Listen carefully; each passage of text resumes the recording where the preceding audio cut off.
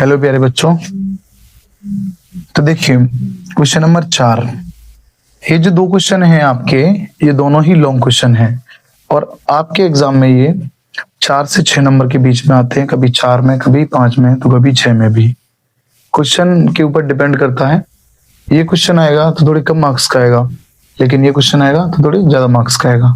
मैं आपको इन दोनों क्वेश्चनों को कराऊंगा और ये चैप्टर फर्स्ट है। अभी हमने 3 क्वेश्चन करे, हमने एक भी क्वेश्चन रिपीट नहीं लिया। हम कोशिश करेंगे कि एक छोटी सी वीडियो में आपका कंप्लीट हो जाए पूरा चैप्टर। तो ये 2 क्वेश्चन है लॉन्ग। अब आपको मैं समझाता हूं कि इन 2 क्वेश्चनों में और सभी क्वेश्चन कैसे सॉल्व हो सकते हैं। हमको अलग अलग सॉल्व नहीं करना।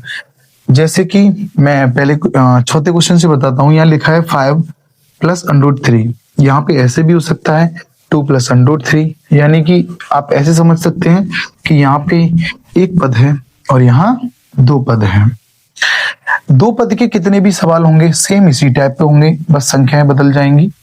ऐसे ही इस वाले सवाल में एक पद है तो इसके भी एक सॉल्यूशन से सभी क्वेश्चनों के हल हो जाएंगे। एग्जाम्पल के लिए मैं आपको समझाता हूं। सिद्ध कीजिए कि √2 एक अपर में संख्या है, तो यहाँ √2 आए या √3 आए या √5 आए या √7 आए या कुछ भी आए, इसकी पूरी की पूरी थ्योरी सेम रहेगी। यहाँ 2 आएगा पूरे क्वेश्चन में, तो जब 3 पूछेगा तो 3 आएगा, 5 पूछेगा तो 5 आएगा, 7 पूछेगा तो 7 आएगा। सेम यही चीज पहले इस क्वेश्चन पे लागू होती है। तो मैं आपको इस क्वेश्चन को फिर से बताने वाला हूं। आप बड़े ही ध्यान से इस पूरे क्वेश्चन को अच्छे से समझना। इससे पहले मेरी प्लेलिस्ट में और भी काफी वीडियो हैं, इन सवालों को मैं करा भी चुका हूं, लेकिन मैं आपके लिए चैप्टर वाइज लेके आ रहा हूं इन वीडियोस को। मैं कोशिश करूंगा वीक में एक चैप्टर कंप्लीट कराने का। तो आप मेरी क्लास को बहुत ज्यादा से ज्यादा सपोर्ट करें, प्यार दें, वीडियो को अपने दोस्तों के साथ शेयर करें, व्हाट्सएप स्टेटस पे लगाएं, ग्रुप्स में सेंड करें और सभी दोस्तों तक हमारी क्लास पहुंच जानी चाहिए, जिससे कि हमें मोटिवेशन मिलेगा और हम आपके लिए अच्छी अच्छी क्लास लेकर आएंगे। सरल क्वेश्चन से लेके कठिन क्वेश्चन तक एक भी क्वेश्चन को नहीं छोड़ेंगे और सभी इंपॉर्टेंट क्लासेस लेकर आएंगे। मैं गारंटी से कहता हूं कि हमारी क्लासेस में से ही पूरा एग्जाम फंस जाएगा आसानी से। बस आपको ध्यान बना के रखना है सवालों के ऊपर। चलते हैं हम क्वेश्चन नंबर 4 की तरफ। देखिए, सिद्ध कीजिए कि 5 + √3 एक अपर में संख्या है। इन सवालों को करने का एक रूल होता है। हमें ये प्रूव करना है कि अपर में संख्या है, तो हम इन्हें नेगेटिव में लेके चलते हैं, मतलब इसके विपरीत लेके चलते हैं। हम इसको मानते हैं कि ये परिमेय है। इसके लिए मैं आपको एक छोटा सा एग्जांपल देता हूं। अगर हमें साबित करना है कि कोई इंसान अच्छा है, तो हम क्या करेंगे, उसके बारे में ये बोल सकते हैं कि वो चोरी नहीं करता, वो नशा नहीं करता, यानी हम उसकी बुराई की चीजों पे ना लगा देंगे। जब हम उसकी बुराई की चीजों पे ना लगा देंगे तो वह अच्छा इंसान ही हमें समझ आएगा। तो इसी तरीके से यहाँ लिखा है 5 + √3 एक अपरिमेय संख्या है, तो हम इसको उल्टा मानेंगे। कैसे, देखिए मैं आपको बताता हूं। माना 5 + √3 एक परिमेय संख्या है। ओके, अब ये हमें सिद्ध तो करनी है अपरिमेय, और लेकिन हमने इसको मान कैसे लिया, परिमेय, लेकिन ये हमने माना है। और इसी पॉइंट को आपको विशेष ध्यान देना है, इस पॉइंट पे, क्योंकि हमने ही माना है। ठीक है, तो जब हमने माना है तब हम क्या लिखेंगे, तब 5 + √3 = P/Q होगा। ओके, हमने माना है कि एक परिमेय संख्या है, तो हमें परिमेय संख्या इसको बनाना होगा।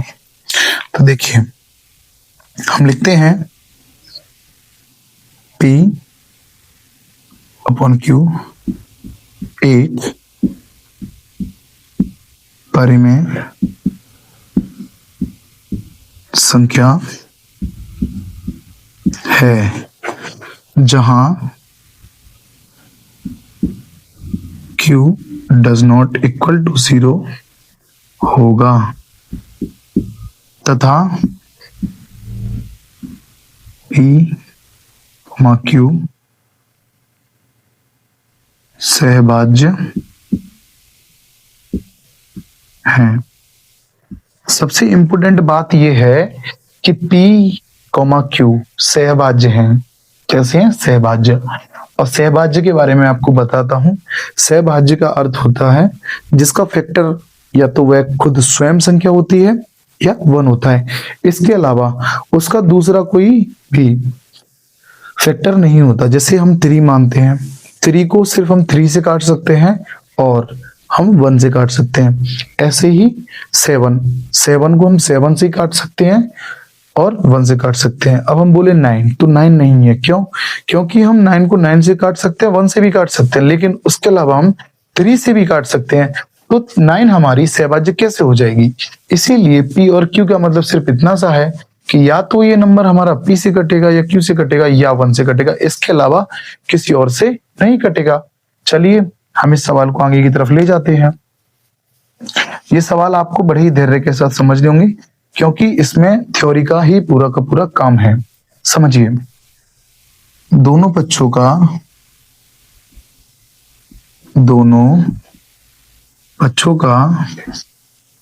वर्ग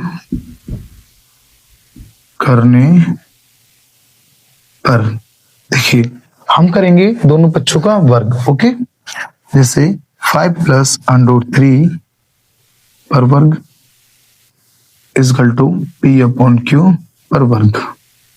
ओके, तो आप ध्यान से देखिए, a + b का होल स्क्वायर बन रहा है, तो हम a + b के होल स्क्वायर को सॉल्व करेंगे।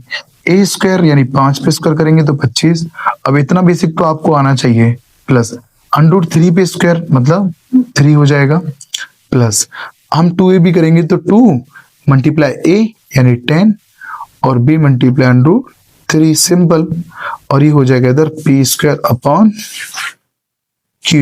देखिए 25 और 3 कितने हो जाएंगे? 28 प्लस 10 √3 = P²/Q²। अब हम कोशिश करेंगे कि इसको 28 को हम इधर लेकर आए। ठीक है, मैं आपको इस क्वेश्चन का एक पैटर्न बताऊंगा लास्ट में, जब ये हो जाएगा तब आप इसको आसानी से कैसे कर पाएंगे वो भी मैं आपको बताऊंगा। ये ट्रिक समझना इस बात को आप, जिससे कि आप आंसर तक पहुंच पाए। ठीक है, अभी ये सॉल्व हो रहा है लेकिन जब ये हो जाएगा उसके बाद बताऊंगा मैं आप। अब देखिए 28 को इधर लेकर आएंगे, 10 √3 = P²/Q²। 28 उधर प्लस का, इधर आके किसका होगा? माइनस का। देखिए यहाँ पे कोई भी डिनोमिनेटर नहीं है तो मैंने 1 मान लिया। यहाँ स्पेस नहीं है, नीचे ज्यादा नीचे तक नहीं लिख सकता, अभी मैं इसको यहाँ लिखता हूँ। ठीक है, तो ये 10 √3 है = यहाँ हम क्रॉस मल्टीप्लाई करेंगे क्योंकि फ्रैक्शंस में बीच में प्लस माइनस होता है तो हम हमेशा क्रॉस मल्टीप्लाई ही करते हैं। 1 का इधर करेंगे तो P²। ये छोटी छोटी बातें आपको पता होना चाहिए कि क्रॉस मल्टीप्लाई कैसे करते हैं, क्योंकि अभी आप 10th क्लास में, अभी बोर्ड क्लास है, इतनी समझ आपको होनी चाहिए। 28 Q²/Q²। हमें इस √3 को इधर रखना है, बाकी हम 10 को इधर लेकर आएंगे, और जब हम 10 को इधर लेकर आएंगे तो √3 = ये यहाँ पे मल्टीप्लाई में, इधर आके डिवाइड में हो जाएगा। P² - 28 Q² 10 को इधर लाएंगे तो 10 Q² हो जाएगा। अभी देखिए हम यहाँ पर P और Q का कोई भी वैल्यू रखते हैं, 1 2 3 4 5 6 7 8 9 10, कोई सी भी वैल्यू आप रखते हैं। जब आप इस हिस्से को सॉल्व करेंगे, √3 को नहीं, जब आप इसको सॉल्व करेंगे तो जाहिर सी बात है ये परिमेय संख्या बन के आएगी, यानी बट्टे में आएगी। और जो √3 हमारा है वह एक अपरिमेय संख्या होती है। इससे पहले क्वेश्चनों में भी मैं आपको करा चुका हूं, ये होती है √ के अंदर वाली अपरिमेय संख्या, और ये बनेगी हमारी परिमेय संख्या। तो हम यहां पर इस थ्योरी को लिखते हैं,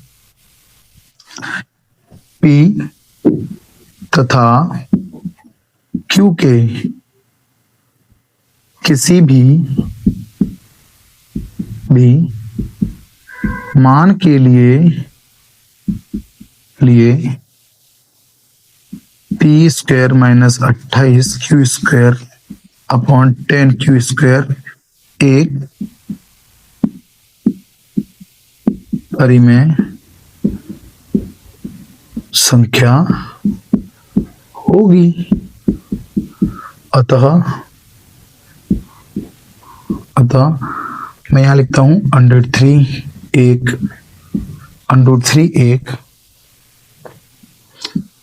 अपरिमेय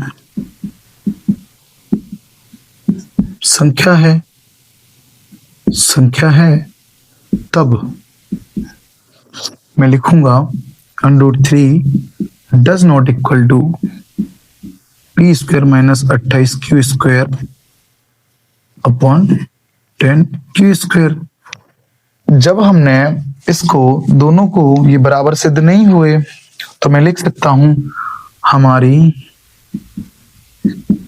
विरोधाभासी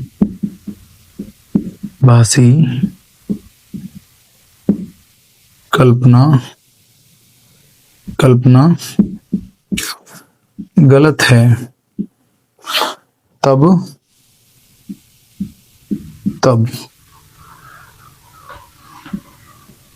5 + √3 एक अपरिमेय संख्या है। तो देखिए मैं एक लाइन बनाता हूं। हमने इस क्वेश्चन को इतने अच्छे तरीके से लिखा है, आपको सेम बोर्ड एग्जाम में आपको ऐसे ही लिख के आना है। जब आप क्वेश्चन को इस तरीके से लिख कर आएंगे तो आपको फुल मार्क्स मिलेंगे।